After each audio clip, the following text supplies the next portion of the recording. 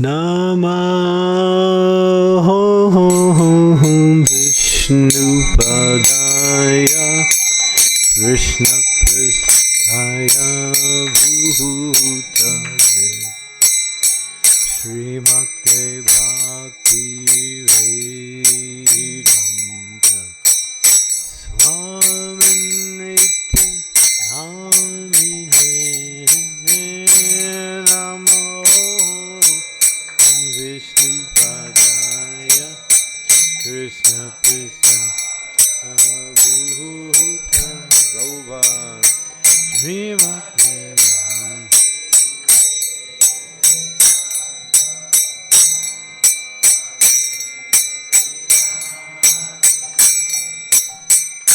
Namaste Saraswati Deve Gauravani Pacharine Nivishesa Sinyagari Evasyadhyare Sarine Saraswati Deve Gauravani Pacharine Arupan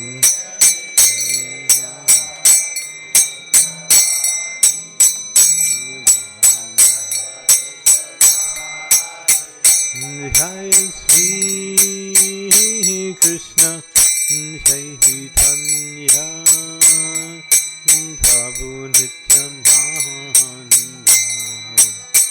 Shri Advaita Gadadhar Sivasari Gaur Bhakta Vrinda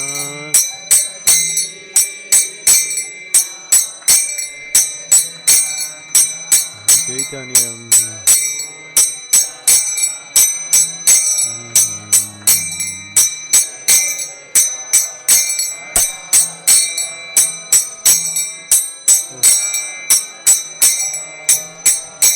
Jai Shri Krishna Chaitanya Prabhu Nityananda Shri Advaita Gadadhar Sivasari Gaur Bhakta Vrinda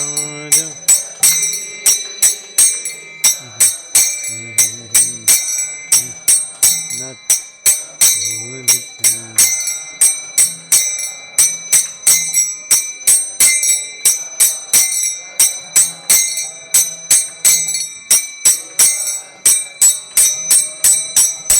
Jai Shri Krishna Chaitanya Prabhu Nityananda Shri Advaita Gadadhar Sivasari Gaur Bhakta Vrinda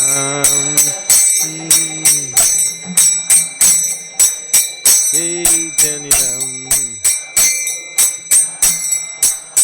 Nityanandam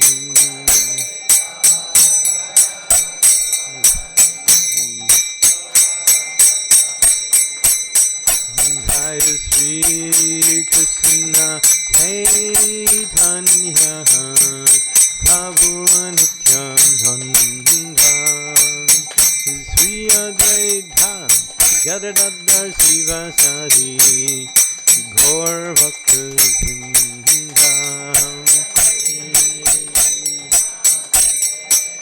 Chaitanyam Prabhu Nityananda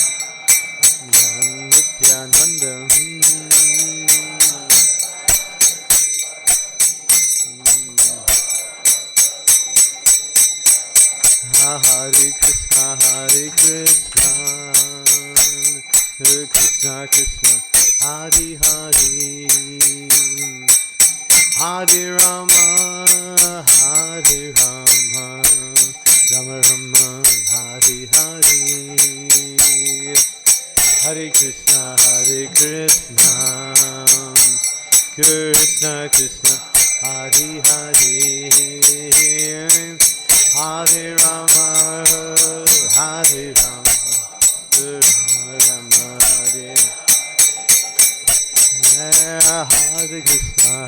Krishna, Hare Krishna Krishna, Hare Hare, Hare Rama, Hare Rama, Rama Rama, Hare Hare, Krishna Krishna, Hare Bom.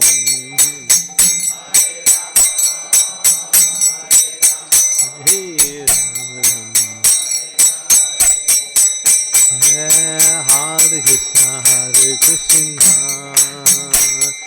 Krishna Krishna, Hare Hare,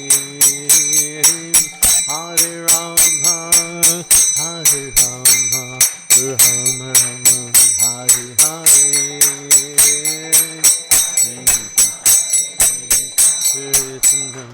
Hare, Krishna Krishna, Hare Hare, Hare Rama, Hare Rama, Rama Rama,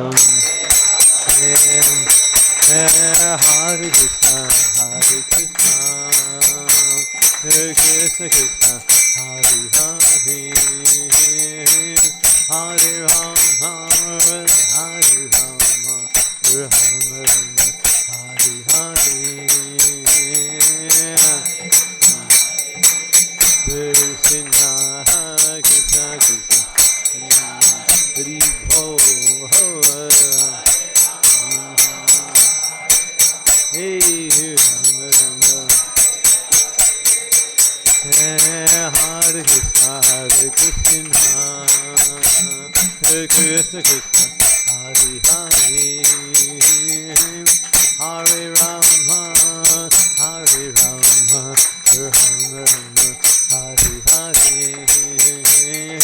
Hare Krishna, Krishna, Gauranga, hey Gauranga, Rama Rama, Hare Krishna, Hare Krishna, Krishna Krishna, Hare Hare, Hare Rama, Hare Rama, Rama Hare Hare, Krishna Krishna, Nitai Gaur,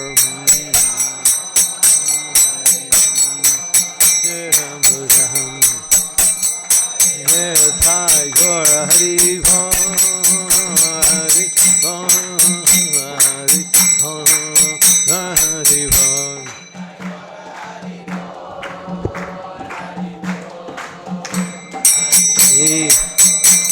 Nitai Gaur, Hari Bom, Hari Bom, Hari Bom, Hari Bom.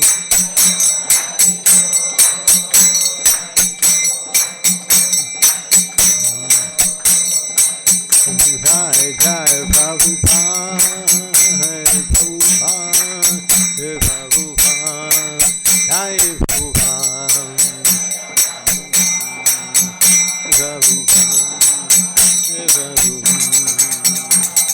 Jaya Jaya Prabhupada, Prabhupada, Prabhupada, Jai Prabhupada.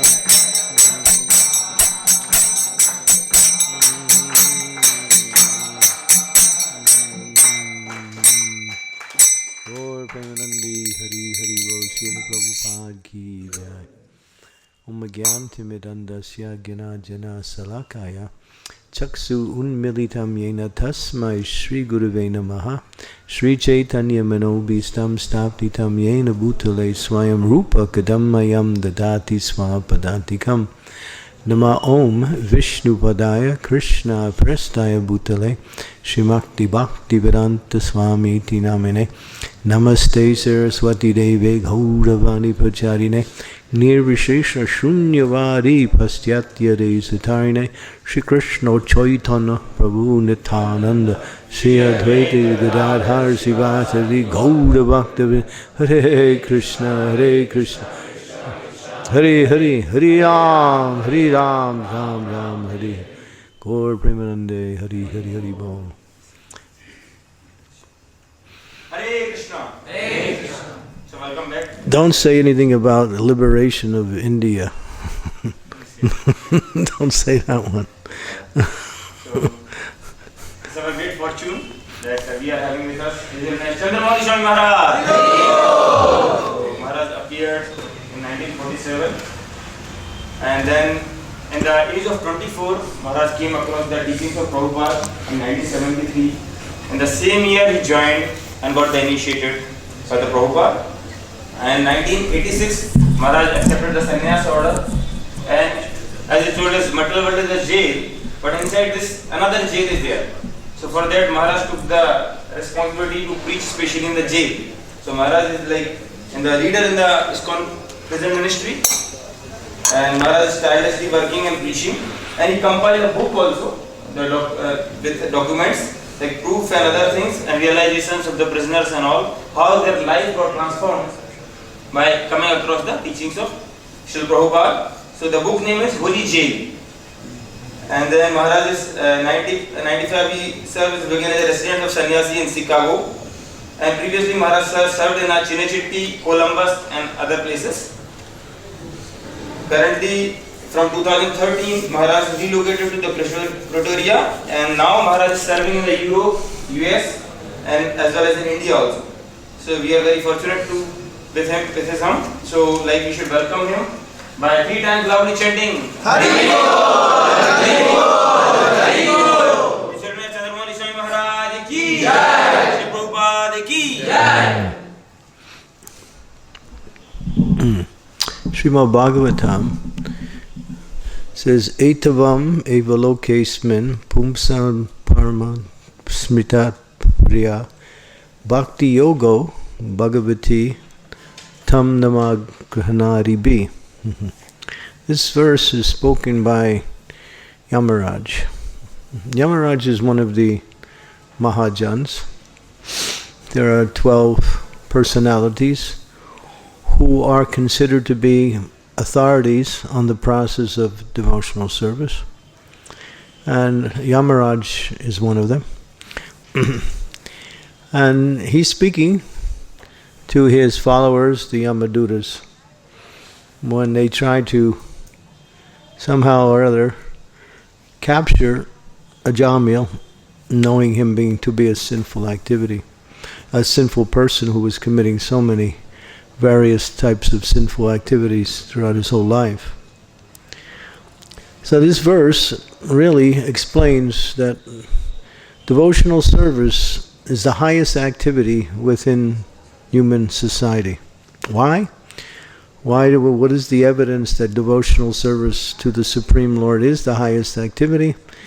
By understanding the nature of the living being, and understanding the nature of the living being in relationship to everything, one understands that the living being is an eternal principle. The jiva, the living being, does not take birth nor does it die, but it comes to the material world and accepts a material body. So that jiva, that eternal living being, is associated with Krishna from time immemorial. But coming to this material world, due to what we say being at odds with Krishna, one accepts a material body and takes on material activities. But the material activities are not the nature of the living being's existence. It's a necessary burden simply by having a material body and living in the material world. Our real activity is based on our nature. The nature of fire, we can just study the nature of different things. What's the nature of fire?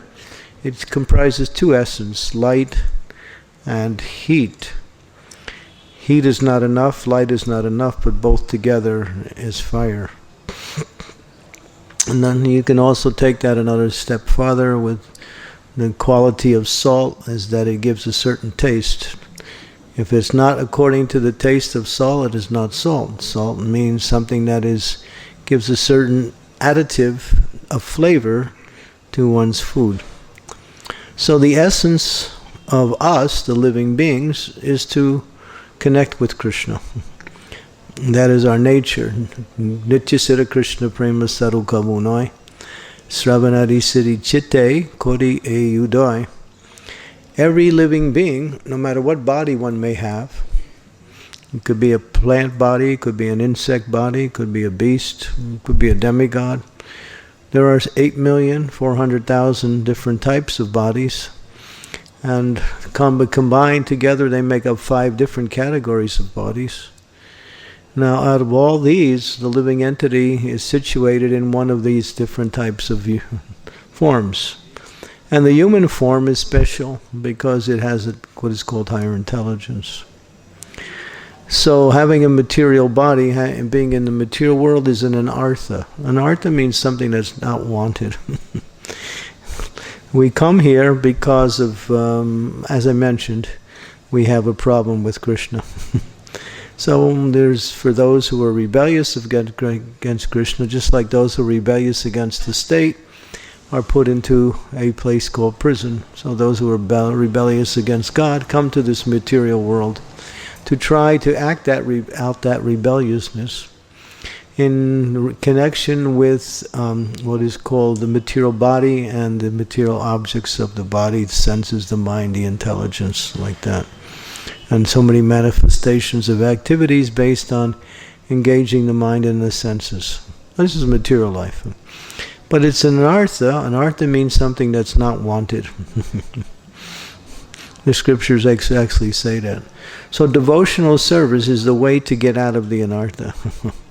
Again, going back to our original state of pure spiritual existence with Krishna in the spiritual world. Well, we can at least come to that stage of activity and even pure consciousness, even while we're still existing in this material world, in the human form of life. Not in the other forms, but in the human form especially. Because in the human form of life, there's not too much pleasure, and there's not too much pain, and there's also the ability to discriminate between what is beneficial and what is not beneficial.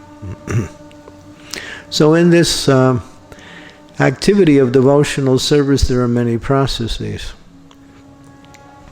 And the essence of the process is to glorify God. Glorification of God is the highest form of expression of one's activity within the realm of devotion to the Absolute Truth, Krishna. Now, in that realm of glorification may take on various types of activities, such as worshiping the Lord in His form as a deity, hearing about the nature of the Lord and His various qualities and activities. But the essence of that glorification centers around glorifying Krishna and His name. So the name of the Lord is the Lord manifestation in this world for the highest, to accept the highest form of service. So it mentions Kali Kale Nama Krishna, Kali Kale Nama Rupa Krishna avatar. And so Krishna comes in this age in the form of His name. Nama Chintamani Krishnas Chaitanya Rasa Vigraha Purna Suro Nitya Mukta Abhinnatvam Nami Nami. No, Nama Anami. So in this verse from the Padma Purana, it explains that Krishna and Krishna's name is the same. There's no difference. And devotion to this absolute personality of Godhead is best expressed in the glorification of Krishna through chanting His holy name. Hare Krishna, Krishna Krishna, Hare Hare, Hare Ram, Ram Ram, Hare Hare. So there are so many angas, or limbs of bhakti, which are mentioned in the Shastras, especially Srimad Bhagavatam. Prahlad Maharaj describes Shravanam, Kirtanam, Smartam, Archanam, Padmanam, Archanam, what is else? Vandanam, Archanam, Padmasevanam, Dasyam, and Atmanivedanam. So there's so many different ways. There's 9 processes of devotional service. So one may take up any of the 9, but in this age, the chanting of the holy names of the Lord must accompany all the other 8, or one of the other 8 at least. Or alone, one can perfect one's devotional service through the chanting of the holy names of the Lord. But the expression of the holy names of the Lord must manifest itself into activities. As if the living entity doesn't take up activities in the spiritual realm, naturally they will take up activities in the material realm. Activity is the nature of the living entity's existence, because the living entity is by nature sentient. The idea of removing oneself from all material activities and not taking up spiritual activities is a false state, a false situation which cannot give temporary, lasting relief. There are many yogis who remove themselves from the material activities and try to just engage in meditation. But meditation upon the Supreme is actually devotion to the Supreme. So unless one comes to devotion to the Supreme in the form of serving the Supreme in one of these 8 forms, one of these 9 forms, then one cannot attain perfection in spiritual practice. So therefore, one should always engage in different types of activities, therefore that's called devotional service. And so the Acharyas have given us different forms of activities within the confines of these 8 forms of expressions, known as the Bhakti Angas. But the essence and the purification of the heart becomes fast and the most immediate and most easily realized through Krishna's holy name. So one should enthusiastically take up the chanting of the holy names of Krishna. And by doing so, one will receive the mercy of the Lord. Because in this age, it is mentioned, as mentioned in all previous ages, there's a particular dharma that is prominent. So in Satya Yuga, it was meditation on the form of the Lord in the heart. In Treta Yuga, it was costly Vedic sacrifices. In Dwapara Yuga, it was very elaborate forms of Archana Vigraha, deity worship. And in this age is glorification of the Lord by chanting the holy names of the Lord. And that manifests in 2 forms of itself, known as japa and kirtan, like that. Both are required and both are necessary. Both support each other. Harinam Sankirtan is given as the Yuga Dharma, but the Acharyas also explain and teach that one must chant japa also. Why? Because our founder Acharya within the Sampradaya is based on the teachings of Lord Chaitanya Mahaprabhu and the practice of Lord Chaitanya. And Lord Chaitanya chanted japa too. He not only performed kirtan, but he also chanted japa regularly in front of the tulsi plant, to teach how auspicious it is to chant in front of a pure devotee such as Tulsi Maharani, especially Tulsi Maharani. So one should understand this particular point as a focus of one's devotional service, to chant the holy names of the Lord. Now 16 rounds is given as the standard for receiving the shelter and guidance of the spiritual master. So one should gradually, or even as fast as one can, come up to the standard to chant 16 rounds every day. Well, why 16? 16 is given as a minimum.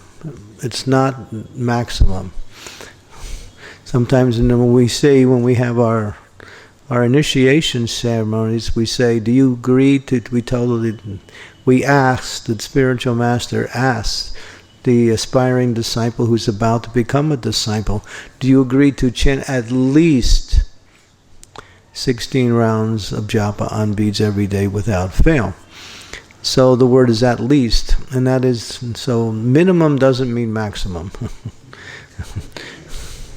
So the idea of trying to finish 16 rounds and thinking that I have done with my chanting is not the complete understanding of the process of chanting. Chanting 16 rounds is meant to lead us to chant more rounds. As Srila Vishwanath Chakravarti Thakur has explained, by chanting every day, one will come to the point of chanting always. So how to get to the point of chanting always is to set a standard, a minimum amount of rounds, and then follow that minimum, which we, of course, have decided by Srila Prabhupada's authority as 16 rounds. And by following that, every day one will gradually get a taste for chanting and then gradually want to chant more and more. Your eagerness to chant the holy name of the Lord is an indication of one's making advancement in devotional service. But then again, sometimes we find that chanting is not easy. It's a struggle. Why? Chanchalahi mana Krishna pramati balavadridha tasyaham nigamam manye vayor idam saduskaram. The mind is restless and always going from place to place. So to keep ourselves focused on the chanting of the holy names in the form of japa is an austerity. It's a great austerity. So, but one should accept that austerity as the means for self-realization. And never be discouraged by what we say, the difficulties that come with trying to keep the mind focused on chanting nicely, like that. So one should practice. And but Prabhupada mentions this practice must be daily and must be done with determination. Determination is the feature of the soul's nature in order to achieve a particular goal. Just like many of you are students, so you have come to the college, and therefore you want to get a particular degree in order to get a particular position. So there has to be some determination in order to follow whatever is given by the university. It may not be easy, it may take up a lot of time, but because the goal is important, one accepts the austerity and becomes determined to achieve it. So in the same way, in devotional service, one has to become determined. In order to achieve the goal, what is the goal? Taktva teham purna janmani naitimam eti sorjuna. One will again come back to Krishna in the spiritual world, which is the perfection of life and the only goal of devotional service. There may be intermediate goals in devotional service to achieve certain things, but the ultimate and final and only goal is to develop, or to awaken, that's a better word, not develop, awaken our natural love for Krishna, which is the perfection of life and which fulfills all desires perfectly and completely. So this is the science. So one should be enthusiastic to chant the holy names of the Lord, but one should never be in a hurry to finish one's chanting. One should chant nicely, clearly, with the mind fixed on the sound of the holy name, and praying to the Lord for the Lord's mercy while one's chanting the holy names of the Lord. Our efforts alone cannot bring about success in chanting. There must be subsidiary prayers that will guide us and give us the mercy we need in order to be successful in our chanting. And what are those prayers? We pray to our spiritual master, we pray to Srila Prabhupada, we pray to Srila Bhakti Vinod Thakur, who teaches much tattva about the holy names. We pray to Lord Chaitanya Mahaprabhu, and we pray to our worshipful deity to please give us the mercy, determination, and the ability to chant nicely with attention and with devotion, like that. So the process of japa is the essence of the science of bhakti, and whatever else we do in relationship to the service within the process of bhakti is based on the strength of our chanting of the holy names of the Lord. Our reading and understanding of Shastras, our relationship with other living entities, both within the society and outside of the society, our ability to perform our activities within devotional service, all develop strength and enthusiasm on the basis of our chanting of Hare Krishna. So Hare Krishna is everything. Okay, so I won't speak so long because we don't have a whole lot of time, and there might be a few questions. So, any questions? Comments on chanting or on the process of devotional service?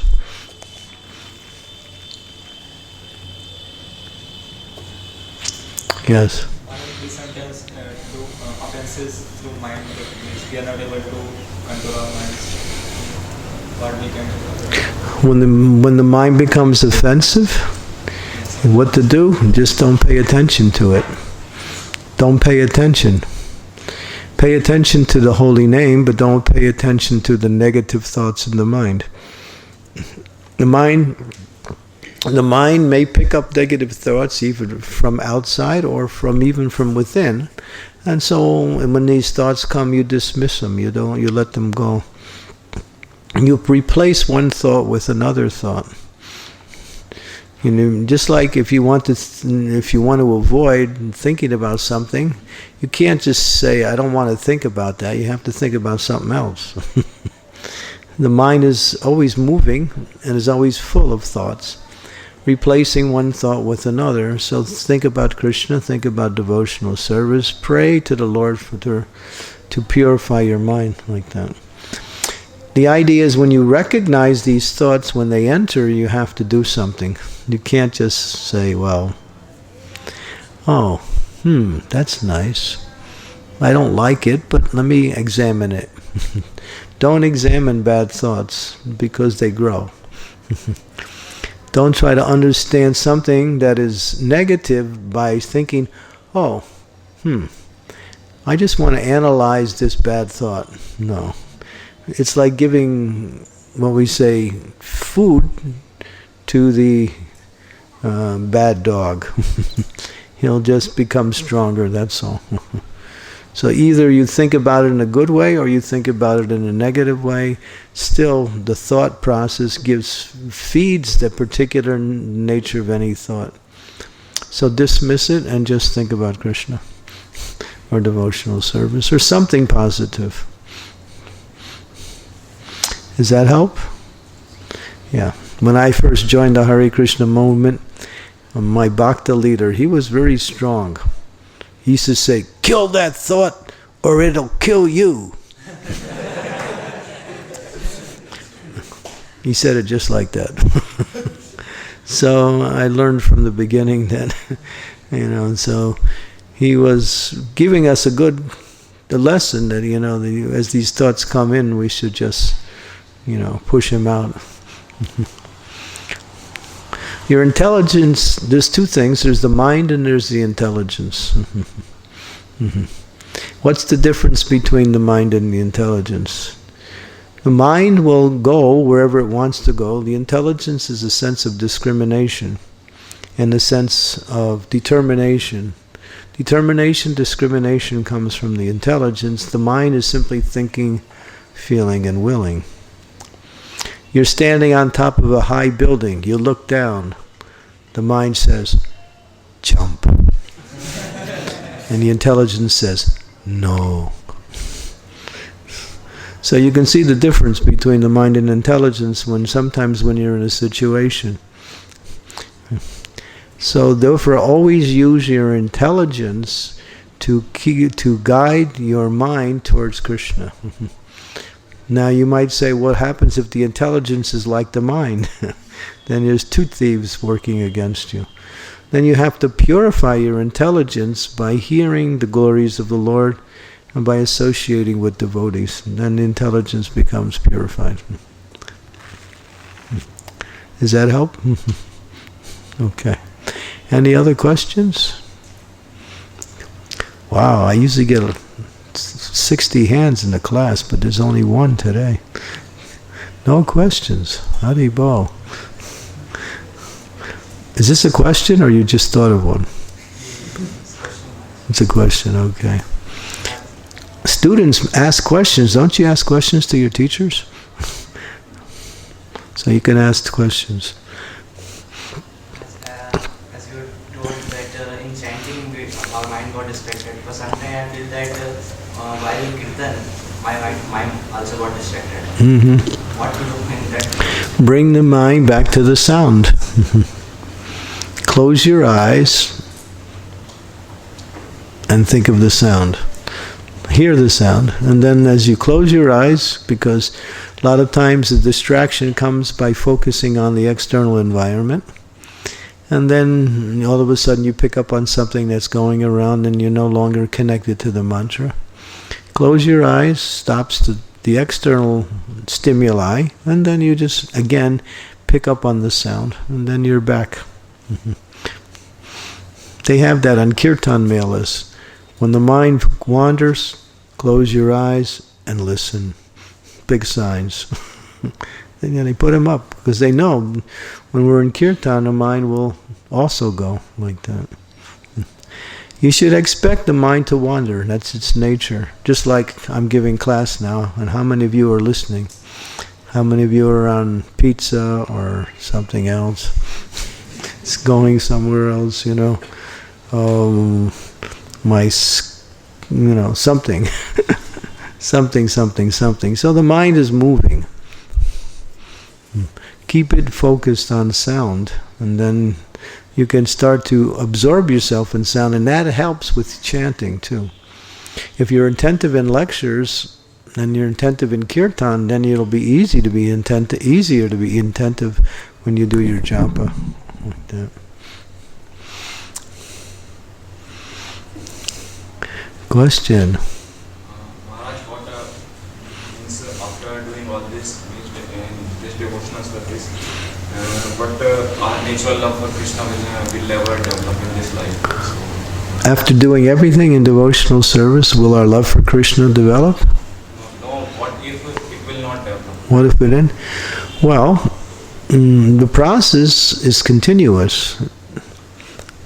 Whatever you achieve in this life, you carry with you to your next life. And so if you made it 70%, then you pick up where you left off at 70% in your next life, and at some point you'll meet a devotee, or you may be born in a devotee family, or something will happen to again awaken your Krishna consciousness. That is guaranteed. But the question is not to delay our, what we say, sojourn in this material world by staying here life after life. Therefore, Krishna consciousness is so powerful, and it's been made quick and easy by the mercy of Lord Chaitanya. So if we embrace the more mercy of Lord Chaitanya and become enthusiastic, what is the mercy of Lord Chaitanya? He says to develop a taste for chanting, that means chant more and more, and at the same time serve the Vaishnavas. By doing those two things, you can get the full mercy of Chaitanya Mahaprabhu. And then we don't have to worry about next life. You can finish in this life. It's available. Next life is a concession. That's all it is. It's not something you keep in front of you. It's concessional. That's all it is. If you don't make it, you get another chance. But the thing is, and this is an important point to understand, what kept you back in this life will also be there in your next life. So whatever is holding you back, you have to deal with it at one point. So in other words, whatever obstacles or anarthas or attachments are there, we should,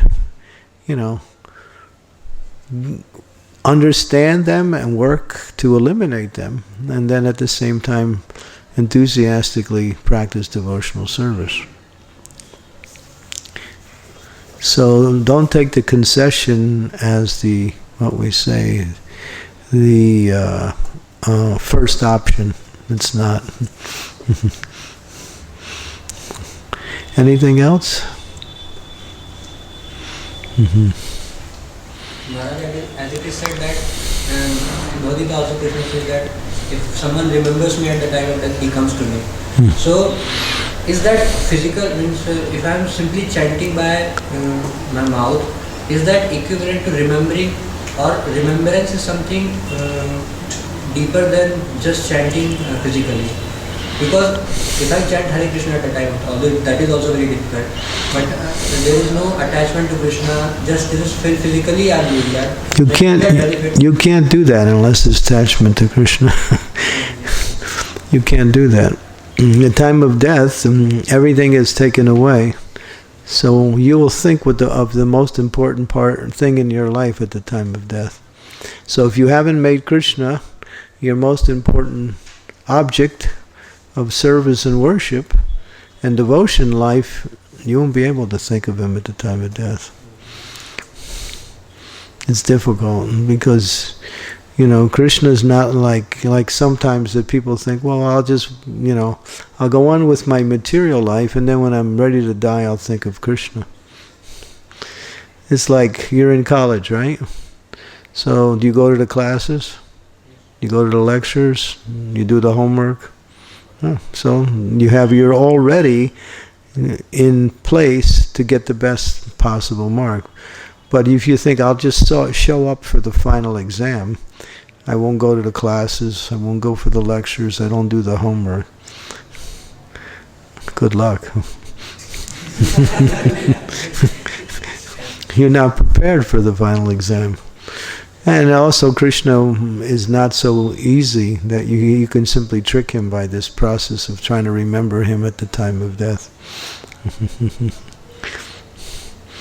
Because you'll focus on what's dear to you at the time of death. So you have to make Krishna first in your life.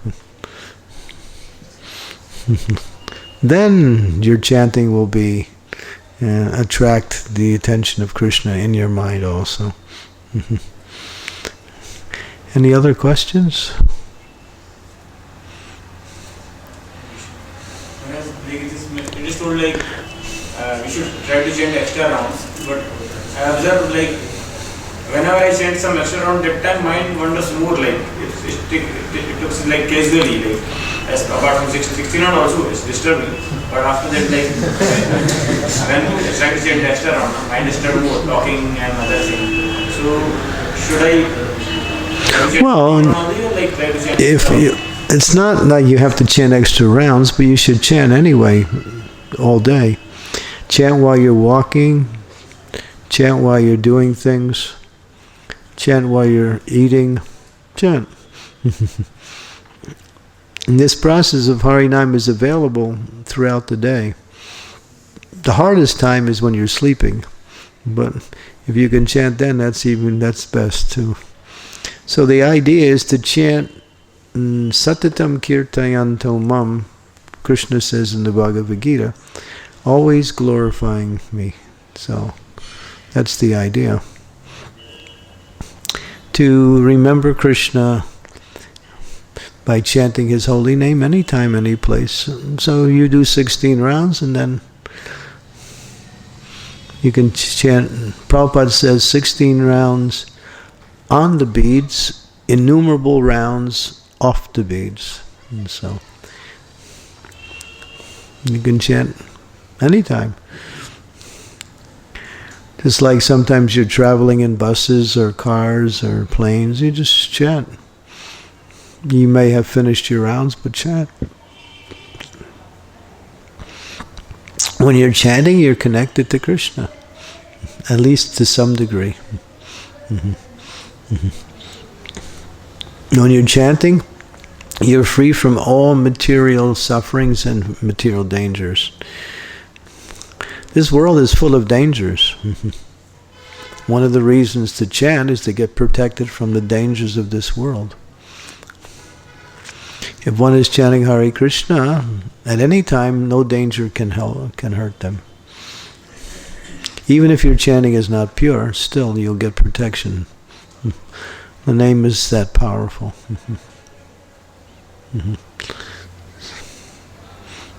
Yes. So he says sometimes devotees ask us to chant some extra rounds on our behalf, for our benefit. So if someone asks you to chant for their benefit? Not their round, but Roji, can you chant 2 rounds extra for my benefit? I'm going through with this suffering or so many problems. So what is this and what effect it will give? You should consider that a great opportunity for chanting extra. He's doing you a favor.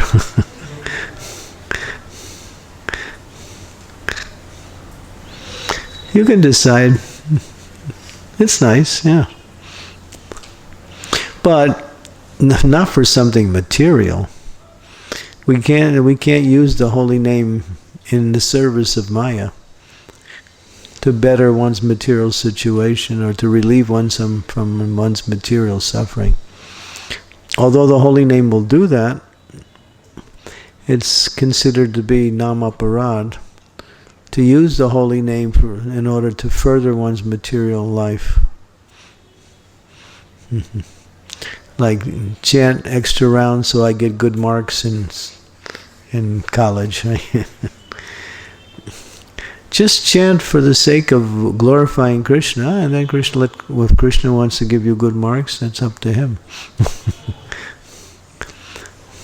We don't look for material gain through the holy name. Prabhupada explains that there are many incidents where people have used the holy name in the material sense in order to ward off some material calamity, and it works. But these are emergencies.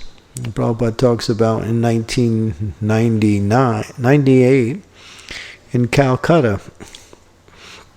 Prabhupada said he was 1.5 years old at the time. In Calcutta there was a major plague, that people were dying by the hundreds all over the city. Thousands of people were dying.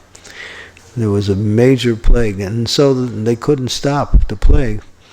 So one Babaji organized Harinam Sankirtan, and then he organized his team, and they were going through the whole streets and in and out of people's houses. And after some time, the plague was gone. Prabhupada said, I was 1.5 years old at the time. I was up to the knees of the chanter. He was just a small boy. He said, I remember. But then he goes on to explain that this is the power of the holy name, but you cannot, but he says it shouldn't be done in order to further material success or counteract material difficulties. But that was an emergency situation. Like that. And there are many other incidences like that. So if someone asks you to chant rounds for them, you can say, yes, I will chant, so you become a better devotee. Or you take up devotional service like that. Like that. Anything else? Okay. What time is it now? 4:40. We still have 20 minutes. Last time I gave a lecture, I stopped after an hour and there was like 50 questions. So I thought I'd stop after a half hour. Now there's no questions.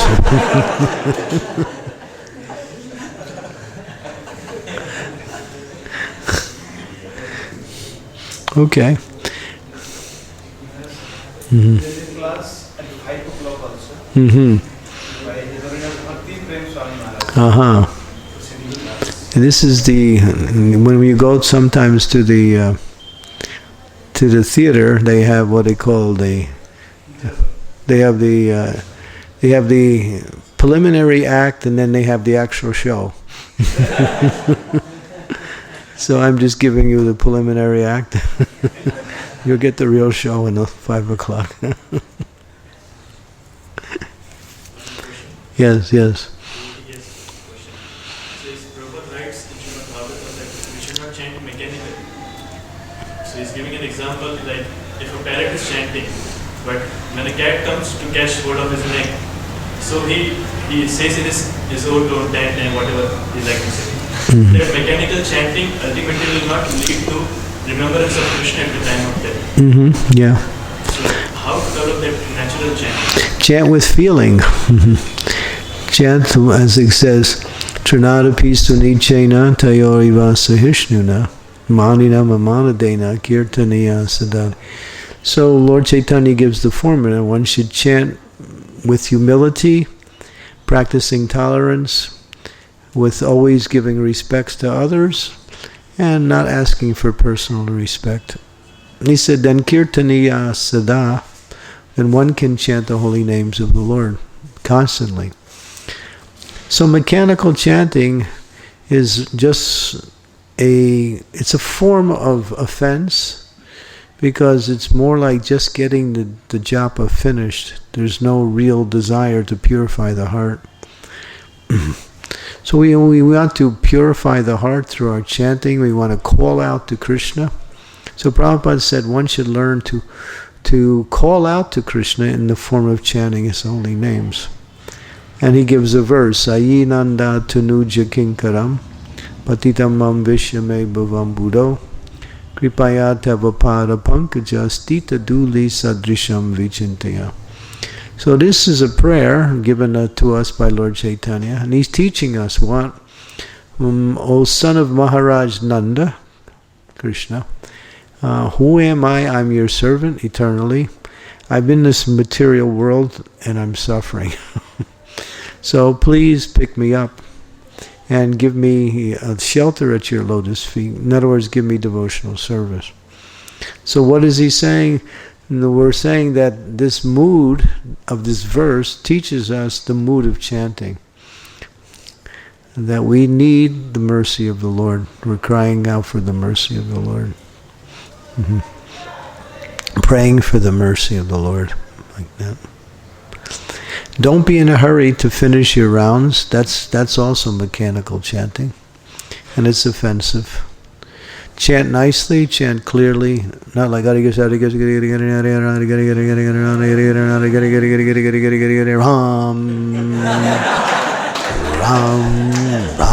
Ram, Ram. Oh, I heard something. Yeah, it's very good.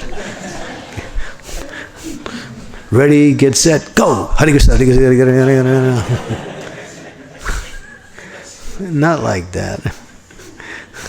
Don't be in a hurry. Chant, and Prabhupada says we should chant clearly.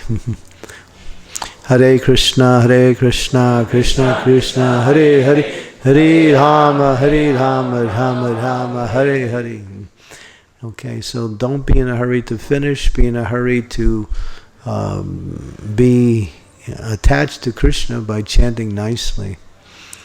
So, mechanical chanting comes by trying to finish your rounds, as opposed to trying to meet Krishna in the holy name, call out to Krishna. That mood of trying to finish the rounds is one of the more offensive ways of chanting the holy name. You can chant and you might be making some advancement, but hardly any. And if you continue to chant in that mood, after a while you'll lose your enthusiasm for chanting. So we should practice chanting very nicely. Practice, even if you have time, you sit down and just practice chanting nicely. Clearly, with attention, devotion. Read books about chanting the holy names. There are so many books that have been published on the glories of the holy name, the practice of the holy name. All these things will inspire us in our chanting and help us to have the correct understanding also.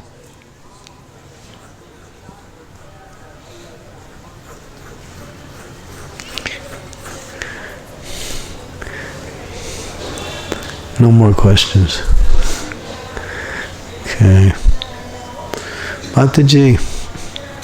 Maharaj, I wanted some clarity on when you're chanting the holy name, you're supposed to concentrate on the sound vibration.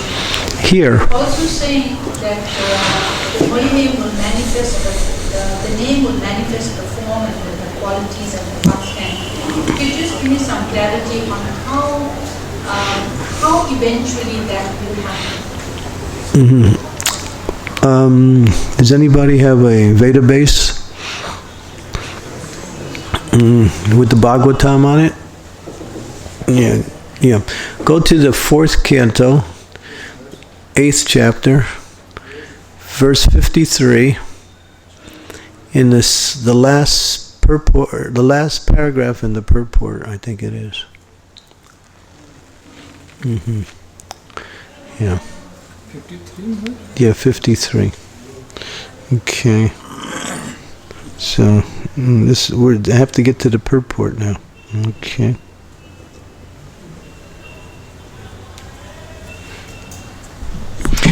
Another point established in this verse is that meditation should be carried on with the chanting of the mantra.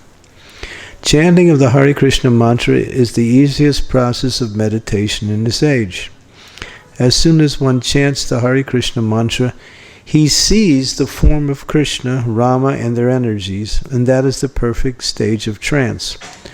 One should not artificially try to see the form of the Lord while chanting Hare Krishna, but when the chanting is performed offenselessly, the Lord will automatically reveal himself to the view of the chanter. The chanter therefore has to concentrate on hearing the vibration, and without extra endeavor on his part, the Lord will automatically appear. So that's Prabhupada's explanation of how if you're chanting without offense, gradually the Lord's form will enter into your mind. It happens many times. Sometimes it comes in and goes out. But when the chanting is nicely done, then you see Radha, Madan, Mohan come into the mind, or your favorite deity is there in your mind. So that happens by the grace of the Lord. And then, as one progresses further in the chanting, then Krishna reveals some of his transcendental qualities. And then the highest stage of chanting is that the chanting opens up the door to entering into Krishna's pastimes. And that's the highest stage of perfectional chanting. How did the Goswamis of Vrindavan write the books on Krishna's Leelas? They had reached that stage of chanting where they entered into the Leelas, and their meditation on the holy names revealed the Leelas of Krishna within their mind.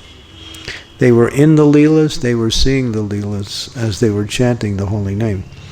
So the gateway to all the aspects of the nature of the absolute truth, that is his qualities, his forms, and his pastimes, are all gone through the process of chanting. Because chanting the holy name is, what is that verse? Nija Sarva Shaktis. Everything, all the qualities, forms, names, everything is in the holy name. So as you chant, it reveals itself through offenseless chanting like that. It's a process. You just keep practicing like that. Any other questions? Come on, guys. You guys supposed to be ready with questions. No questions. Okay. Oh, they want some rest. Okay. Okay. You have another class to go. Yes. Like Humanji, who is a pure devotee of Lord Ram, but he is here in this material world and chanting his name. His name is, he's chanting Ram Nam. So you can chant, you want to chant Hanuman's name? I just want to ask, like, if he is here and he is getting that love from Ram, Hanuman is still in the material world. So what's the difference between he is staying here and he is not here? He's manifest or unmanifest according to. He's an internally liberated personality. He manifests or not manifests himself. He's a Chiranjivan. Chiranjivan means that one who doesn't die. They stay in the material world like that. Is he suffering here or? No. He's not like us. He's relieving our suffering. He's not suffering. The doctor doesn't suffer, the patient does. Yeah, he's a Chiranjivan. Chiranjivan means a person who stays in the material world to do the work of the Lord. Mm-hmm. In the age of Holy Maharaj, no one is chanting Krishna's holy name, Hare Krishna Mahamantra, in the form of Murari Gupta. Right. Associates of Gauranga Mahaprabhu. Yeah. So he's there. He appeared in Mahaprabhu's pastimes as Murari Gupta. Lord Chaitanya revealed his identity in the Mahaprakash Leela. when he asked Murari to take a benediction, and Murari just started to glorify the Lord. And then at one point, Lord Chaitanya turned into Lord Ram. And then he said, Murari, look. And Murari looked and he had a tail. He actually manifested his form as Hanuman. So the Lord, in order to again associate with Krishna in his pastimes, or Ram in his pastimes, because Lord Chaitanya is the embodiment of all incarnations, Hanuman came again as Murari Gupta, who was a doctor. And there's many wonderful pastimes. You can go to Navadvip. There's a house of Murari Gupta there. Still there. Devotees visit there.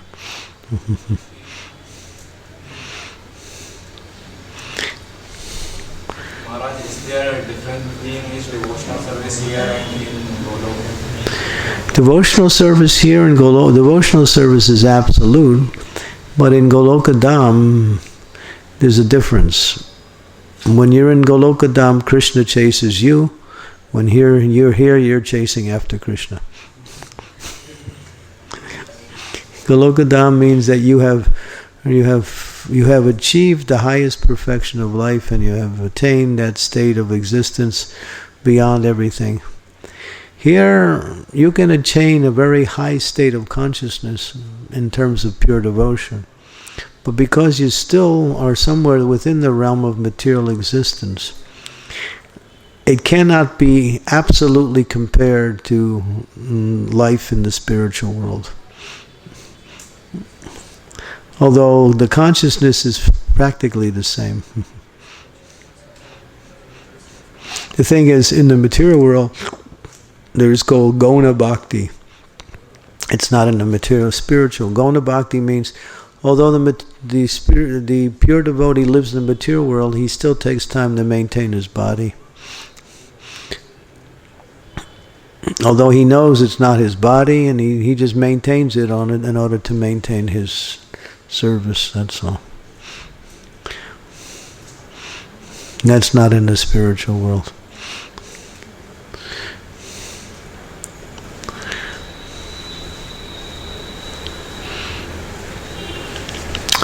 Did we reach question? Oh, you first and last question. Okay. Yes. As you told, Hanuman saves you. But in both the incident, those who have taken birth, he have to die. Those who've taken birth? He have to die. Where? He have to die. He have to leave his material body.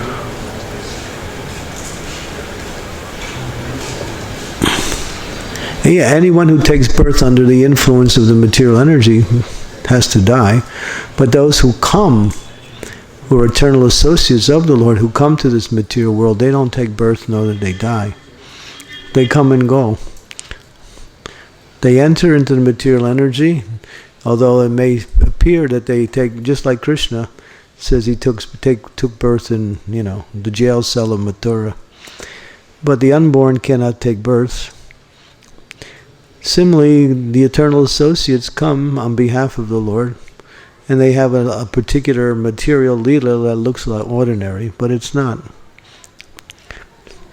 So they can come and they also go. Bhishma Dev, he had the benediction, he could die whenever he wanted to die.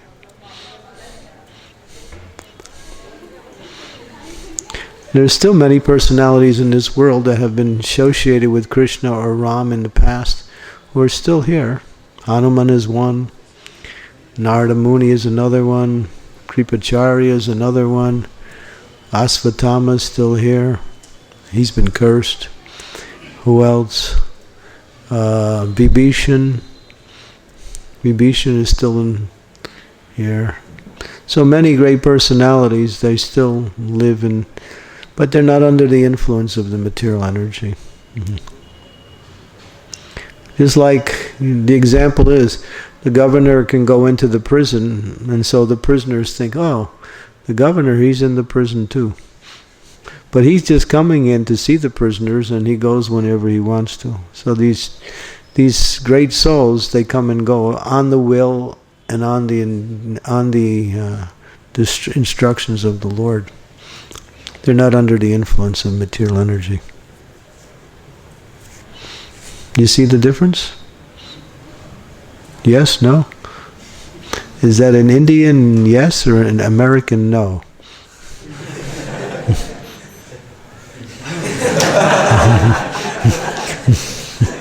It's one of the two. That's good. You can get away with it, whatever you are, you know. No. Which one was it? Did you understand the point? Yeah. Yeah? Okay, good. That's the most important part. Not everyone in the material world is not under the influence of this material energy. What is the question of it, of the eternal liberated souls who come to this world?